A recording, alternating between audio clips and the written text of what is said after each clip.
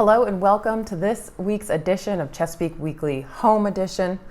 So it's been about 4 months since the city of Chesapeake first declared a state of emergency for COVID-19, and we've learned a lot about the virus and we've come a long way, but it's not under control yet. And there are lots of rumors and confusion flying around about what we can do to best help get rid of COVID-19. And so we went right to the expert. Okay, our local expert is Dr. Nancy Welsh. She's the director of the Chesapeake Health Department. We went to her with some of these rumors, concerns, confusion, and we got the details. So first I want to show you one little bite of that interview where we talk about masks in the summer. It's hot out. How can we stay safe while still wearing masks? Take a look. There's still so much to learn about this. So since we really don't have an end in sight to us wearing masks at this point, how can we survive summer and the heat while wearing these masks? Do you have any tips? Yeah. If you can stay 6 feet apart, you don't have to wear the mask. Okay. And that's the key. So if you go to the beach and you put your chair 6 feet apart, use 2 umbrellas instead of 1. So that you can still have the shade. But if you can stay 6 feet apart, you don't have to wear the mask. So that is certainly something for people to think about. And being outside. Mm-hmm. Now, if you're inside, again, the 6 feet rule pretty much holds as well. We wear masks at the office, but if we can be in situations where we're 6 feet apart, we may put the mask down, and that's okay, but we have to be 6 feet apart. So when you're outside, because the virus would just sort of go into the air and dilute or fall to the ground much quicker. And that's the thing, it's a heavy virus, not like measles, so it falls to the ground by 6 feet. So when you're at the beach, stay 6 feet and you can take your mask off. So like I said, we really got into a lot of those frequently asked questions during this interview. So I encourage everybody to go check out the interview as a whole, which you can find at youtube.com/Chesapeake Television. So here in Chesapeake, the waterways that flow through our city are a major life force, not just for us here in Chesapeake, but for the region as a whole.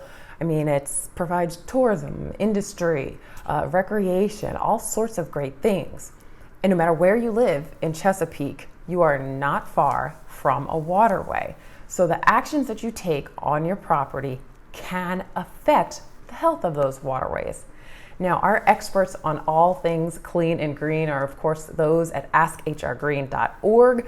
So I went to who I'm dubbing our official environmental correspondent, Katie Cullifer at askhrgreen.org, for some tips on cleaner ways to wash our cars. So the way we wash our car can actually have an impact on the environment. Washing your car in your driveway or in the street actually allows for all that wash water, which carries soap and dirt and grease, to run across the pavement directly into our storm drains and directly to our local waterways untreated. If you're going to wash your car at home, there are some simple tips you can use to do it safely so that your clean car is not harming the environment. The first tip is to wash on a grassy or gravel area. That's going to allow the wash water to absorb into the ground and not run off to our storm drains. Secondly, you want to look for phosphate-free, water-based cleaners. Those are going to be the safest.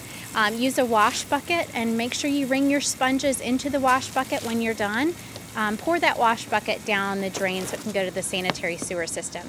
Don't pour it into the street where it can get into the storm drain system. The best way to be environmentally friendly and have a clean car is to visit a commercial car wash. They recycle some of that wash water and they automatically send it to the sanitary sewer system where it can be cleaned before being released to the environment.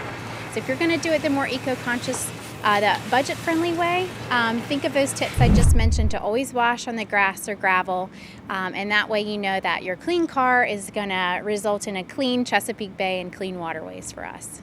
So you too can learn how to be the best environmental steward there is by visiting askhrgreen.org, following them on all their social media sites. They've always got great tips, and they make it easy for all of us to live green right here in Chesapeake. Well, we continue to answer those tough recycling questions for you. And, one of the biggest issues in the recycling industry as a whole comes down to those wishful recyclers. We get it. We have so many people in our city who just want to do the right thing. They want to recycle. But sometimes that leads to them tossing things in, just wishing and hoping that maybe it'll be recycled. Not good. We got to stick to the list. So I went back to Kathy Russell at TFC Recycling to get another common contaminant, some information on the Kcup. Jordan asked about Kcups for Keurig machines. A while back, I decided that I was going to do a Pinterest project, and I was going to get little Kcups and make a wreath out of it. Well, then I started dissecting that Kcup, and you would not believe the linings in it. It's not just a plastic little cup. It's got, like this metal lining, and then it's got like a little filtering system and so forth. Not recyclable. We here at TFC, being green and gold, we changed a lot of our coffee practices here to the little pods that are actually like a tea bag kind of sorta that can be composted. So I would suggest doing that, or use the reusable coffee, whatever. So you could recycle, or you don't have to recycle it. It's nothing to throw away. I actually used the coffee grounds for my hydrangeas recently, so please do that.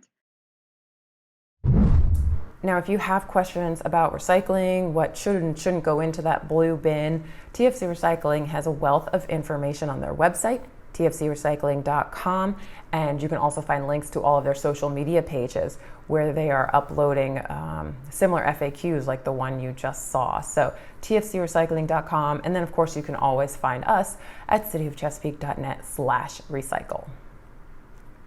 Well, VFW Post 2894 in Chesapeake is constantly doing great things for our community, and now they're getting recognized for it at the national level. A local service project is bringing some much-deserved recognition to a great bunch of veterans. Take a look.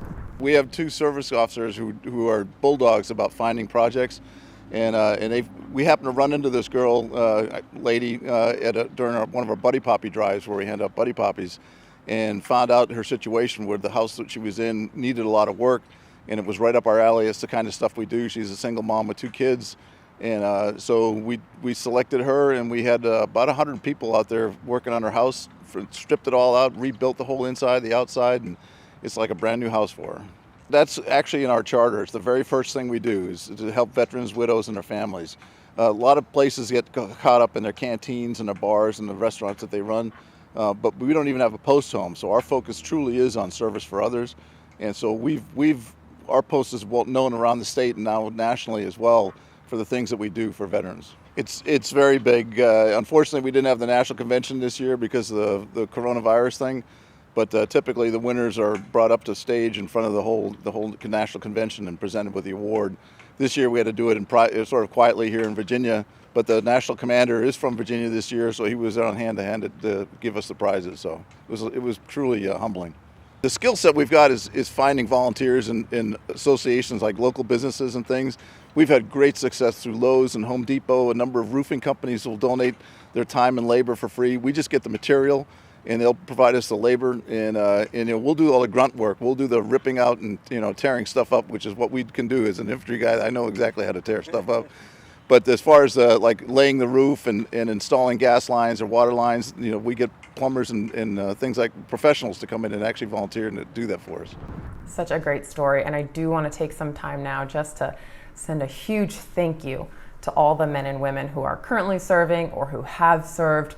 Even those who are thinking of serving. We really appreciate everything that you do for our community and our country, particularly those at VFW 2894 who continue to serve us locally.